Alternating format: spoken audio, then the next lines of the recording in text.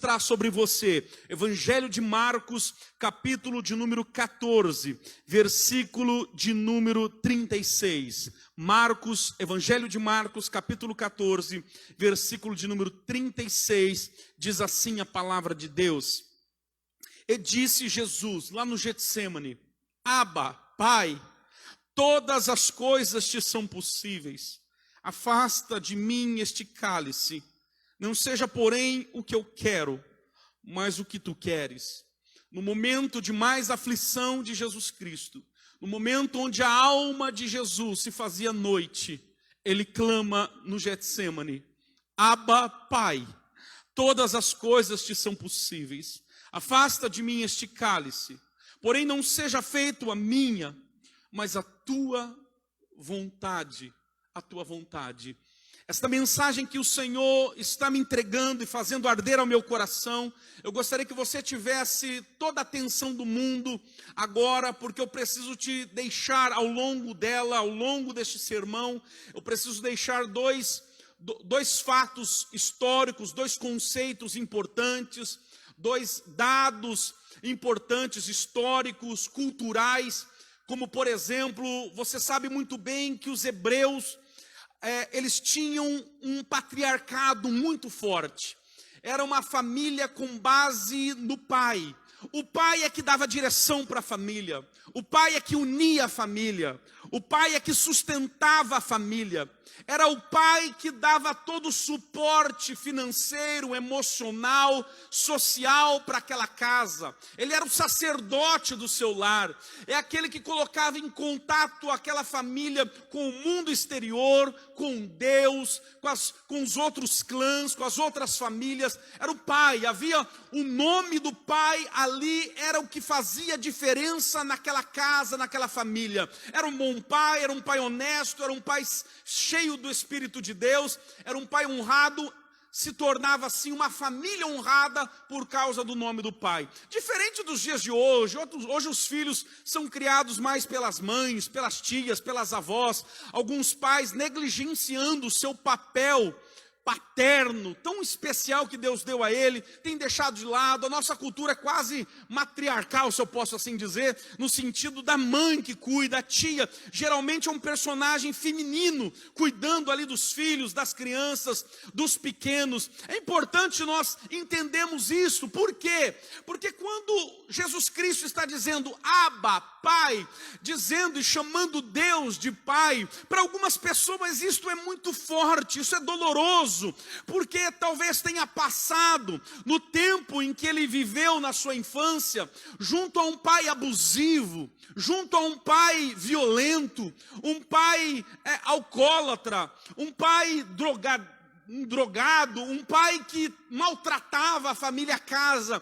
Então, quando ele se relaciona com Deus, nesta referência de que Deus é pai, algumas pessoas têm um bloqueio, algumas pessoas têm barreiras muito grandes, porque diz, não me fala em pai, porque a imagem que eu tenho de pai não é boa, a imagem que eu tenho de pai é ruim, não é bacana. Por favor, eu não consigo me referenciar a Deus com base no meu pai, porque foram coisas terríveis que me aconteceram, eu fui deixado, eu fui abandonado pelo meu pai, eu não conheço meu pai, eu não levo o nome do meu pai na minha certidão de nascimento. Então, para algumas pessoas é muito pesado. Deixa eu te dizer uma coisa, a palavra Abba que Jesus utiliza aqui, esta palavra não é hebraica, é uma palavra aramaica. Aliás, nenhuma palavra é uma expressão, é um chamado que uma criança pequena fazia para o seu cuidador. Quando uma criança dizia Abba, este som, essa expressão Abba, ela estava pedindo, ela estava clamando aquele que a ajudava, aquele que a sustentava, aquele que lhe dava comida, aquele que lhe dava direção. Alguns escravos, até mesmo os escravos adultos, que tinha uma referência de amor com o seu senhor, chamava às vezes o seu senhor de Abba. tamanha era a afetividade, era o carinho que ele tinha pelo seu Senhor, que o alimentava e que o sustentava, que o tratava com zelo. É interessante isto. Então, quando nós chamamos Abba, quando Jesus ele clama no Getsêmani, no momento de mais angústia, e talvez você esteja passando por um momento de aflição assim, e Jesus passando pelo pior momento da vida dele no Getsêmani, e ele clama Abba, Abba, Pai. Meu irmão, não queira achar você que a expressão Abba se referencia ao Pai que socialmente nós conhecemos. Ele não está querendo se referenciar a este Pai como esta figura social nos dias de hoje, não era. Era alguém que sustentava, é alguém que lhe dava direção, é alguém que cuidava, é alguém que amparava, é alguém que sustentava. O clamor Abba é mais do que pai, mas como a cultura era patriarcal, então se traduz essa expressão, esse som Abba, como paizinho, como papai, mas vai além dessa figura social, vai muito além. Então eu quero esta noite aqui declarar que quando Jesus Cristo no Getsêmani grita Abba, Abba, Ele está sendo libertador em nossa vida. Ele está usando uma expressão que é libertadora no meu coração e no teu, porque muda a maneira que nós enxergamos Deus. Deus é o Abba, Deus é aquele ser que a tua alma clama dia e noite,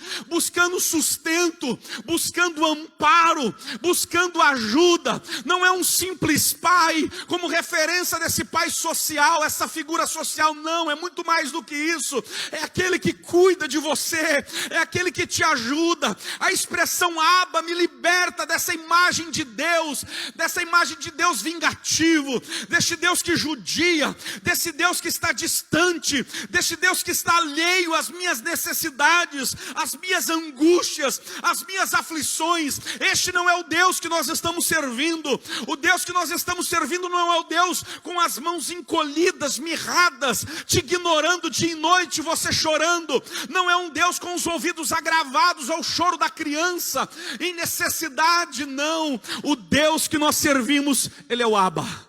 Ele é aquele que cuida de você, é aquele que te ajuda, é aquele que te sustenta, é aquele que te protege, é aquele que em Isaías 41, no decorrer dos versos diz, não temas porque eu sou contigo. Ou seja, a presença dele é constantemente ligada à nossa presença. Aleluia, não temas porque eu sou contigo, eu te ajudo, te sustento e te esforço com a minha destra fiel. Este é o Abba que nós estamos pregando aqui. É para este Abba que nós estamos cantando esta noite. Não porque ele precisa de canção e de música para ficar contente e depois nos abençoar como os deuses gregos, deuses romanos, não. Quando nós cantamos é exprimindo, é expressando a nossa alma em gratidão a Ele, é clamando a Ele dizendo, eu preciso, mas Ele me suporta. Eu não sou nada, mas Ele é. Eu não tenho, mas Ele tem. Eu não sou, mas Ele é e me ajuda e me conforta e me fortalece. Quando Jesus diz Abba, Pai, Ele traz libertação à nossa visão a respeito de Deus e nos dá uma visão pessoal, nos dá uma visão não de uma energia, não de algo lá em cima que girou o mundo e o universo como um relógio de corda e deixou e tocou, está o léu, está a sorte. Não, o nosso Deus é que rege todas as coisas pela palma de suas mãos e cuida com muito carinho e nos sustenta com muito carinho. Ele é o Abba, Ele é o Abba da sua alma, Ele é o Abba da minha alma. Nós podemos clamar esta noite, Abba, Pai. E Ele é aquele que está nos ouvindo. Os seus ouvidos estão bem atentos às orações feitas nesta hora e neste momento. Que palavra libertadora esta palavra Abba. Este som, nem palavra é, este som, essa expressão. Nós somos limitados, nós não sabemos para onde ir de vez em quando. Olha a nossa liderança, olha a nossa governança. Muitas vezes o governo não sabe que medida tomar, não sabe que postura ter, ficam em dúvidas. Pessoas estudadas, pessoas academicamente preparadas, mas diante do novo ficam mais perdidos do que sei lá o quê. Mas olha, deixa eu te dizer uma coisa, não há um Deus perdido lá em cima, há um Deus sentado no trono dizendo: eu sou Abba, eu sou o que cuida de vocês, eu sou Deus de propósito. A nossa relação com Deus não está baseada em sorte e azar como os romanos. A nossa relação com Deus está baseada em propósitos. O Abba tem propósito bem definido para o teu coração. Sabe o que eu estou lembrando aqui, irmão Adilson? Eu estou lembrando aqui de uma ilustração. O pastor Jeremias gosta de ilustrações. Eu estou me lembrando aqui de uma ilustração interessante, de um vizinho que chega para o pai e diz assim para o pai em relação ao filho dele, dizendo assim: nossa, mas o seu filho não conseguiu emprego, fica brincando de cavalo aí o dia inteiro, mas que azar que você tem. E o pai diz assim: azar não, há um propósito na vida do meu filho. E aí este menino vira um grande domador de cavalo, e o mesmo vizinho diz assim para ele assim: mas que sorte, hein? Seu filho virou um domador de cavalo na fazenda, muito bom. Ele diz: sorte não, há um propósito bem estabelecido. Dias depois, este menino briga com o fazendeiro e é mandado embora. O vizinho diz: mas que azar, hein? Que azar deste menino. E o pai diz: azar não, há um propósito. Esse menino é um bom domador e começa a domar todos os cavalos da região, começa a domar todos os cavalos da região, vira um grande empreendedor, compra os seus próprios cavalos. E o vizinho vem: mas olha que sorte do seu filho. Não tem gente assim? Sempre para dar um pitaco, mas que sorte do seu filho.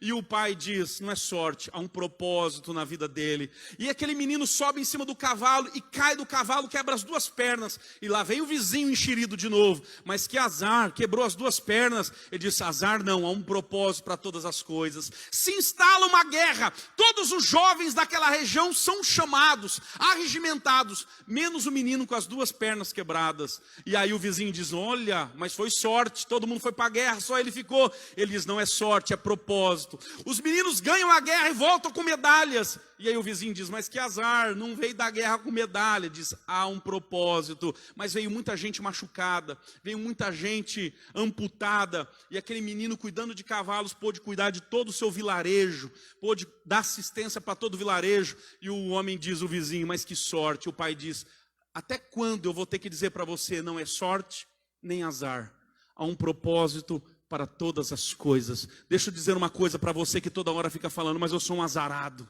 Ah, mas eu não, nada dá certo para mim. Deixa eu te dizer uma coisa: quando nós temos propósito de Deus, quando nós entendemos que nós servimos a um Abba, o Abba que nos gera propósitos existenciais e espirituais, nós não lidamos no conceito de sorte e de azar. Aquele que tem propósitos, este lida com as coisas e com as adversidades como processo para o cumprimento de propósito na minha vida. Aleluia. Há um propósito estabelecido pelo Abba na tua vida e no teu coração. Há um propósito da parte de Deus para você esta noite, glória a Deus.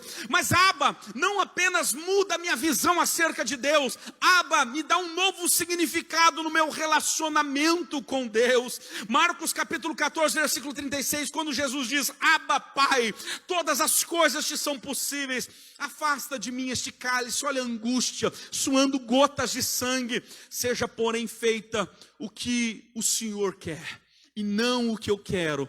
Jesus está reconhecendo que Ele sabe o que é melhor para nós. O relacionamento com o Pai, com Deus, Jesus Cristo, Ele nos dá a chave aqui, que Abba é a chave que diz o tipo de relacionamento que nós temos com Deus. Que relacionamento com Deus é esta, cheio de neuras?